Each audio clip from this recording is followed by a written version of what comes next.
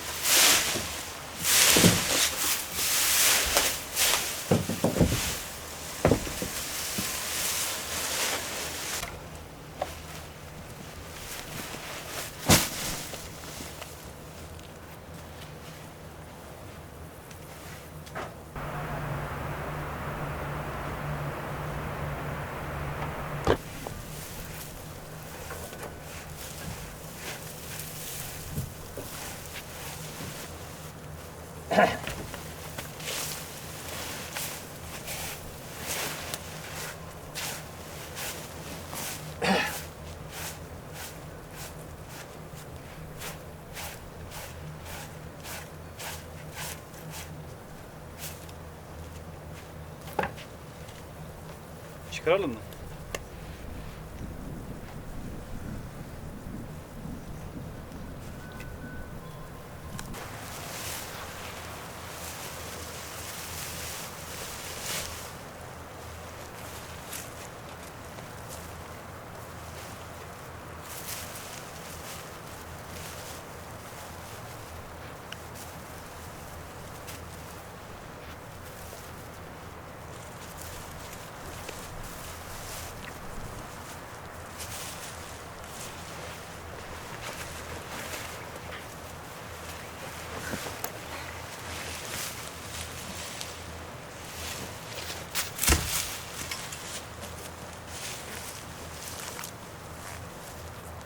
Bunu ben alayım.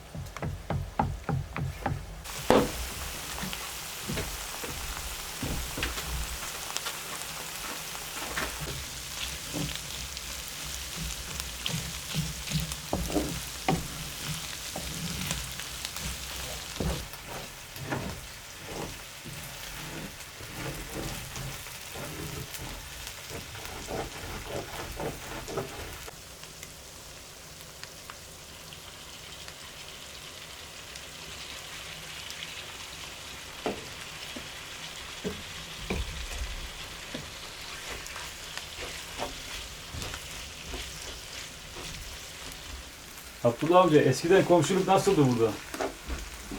Komşuluk iyiydi eskiden ama komşular kalmadı ya.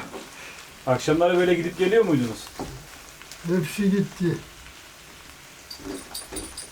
Akşamları toplanıyor muydunuz bir yerde? Akşamları böyle topluyorduk. Biz çocuk gençliğimiz zamanında bir ihtiyar var idi. O çok güldürüyordu bizi, şaka maka yapıyordu. Eskiden şenlik vardı burada, kalabalık tabii. Eskiden bu düz var idi ya, düz. Evet. Bu düzde hep çocuklar toplanıyordu, burada oyun oynuyordu. Böyle çukanı şükürüyoruz, metoyu. Bir çukanı yapıyorduk, bir de gene böyle Nedir o tukanı? böyle vuruyorduk. Buraya kadar çıkıyordu. Buradan böyle degeneriye böyle koyuyorduk. O çukanı atıyorlardı. Buraya vurabildiyse o kazanıyordu. Vuramadıysa kazanamıyor. Tukani. He, o çukanı oyunu vardı eskiden. Yalada ekseri oydu. Oyuncak ne gezer? He, oyuncak ne güzel. Durum çalıyorlardı, horon oynuyorlardı. Yeniyor.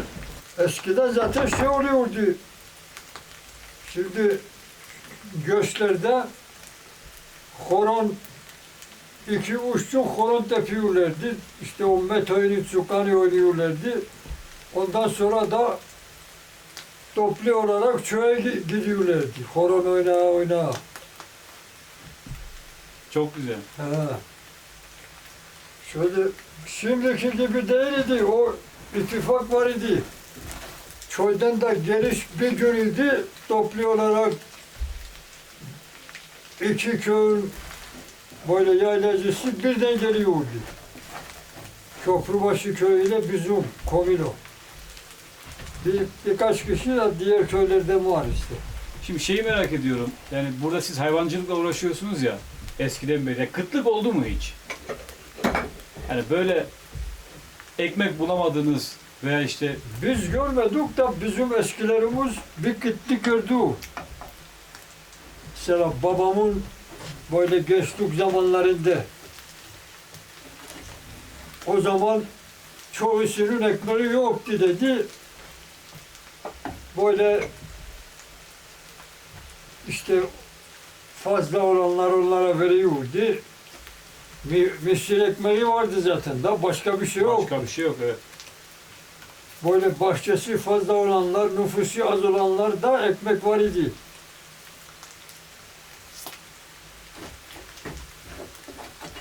Değirmende mi öğütüyordunuz? Değirmenler vardı bizim birkaç tane ya köyde ama şimdi böyle bir tane çalışmıyor.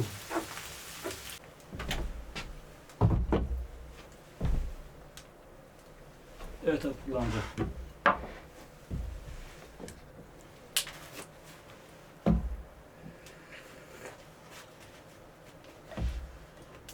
Tadına bak Abdullah amca, hadi bakalım.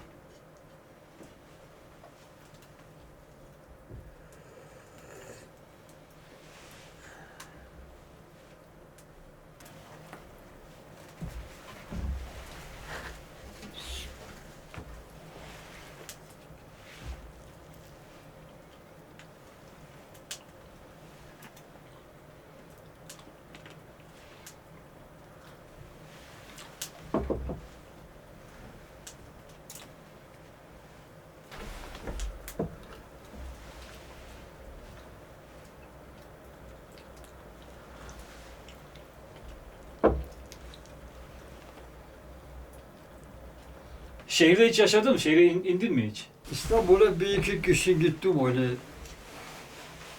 Benim hanım ile beraber gittik. İşte iki mi üç mü öyle bir kişi gittik. Bir iki ay kaldık işte o kışlarda. Nasıl, güzel miydi? Ya şeyleri güzel, evleri yani Sana göre değil ama. rahatlık iyi yok ama gene mesela serbest gezemiyorsun, dışarı çıkamıyorsun, mahpus gibi kaldık.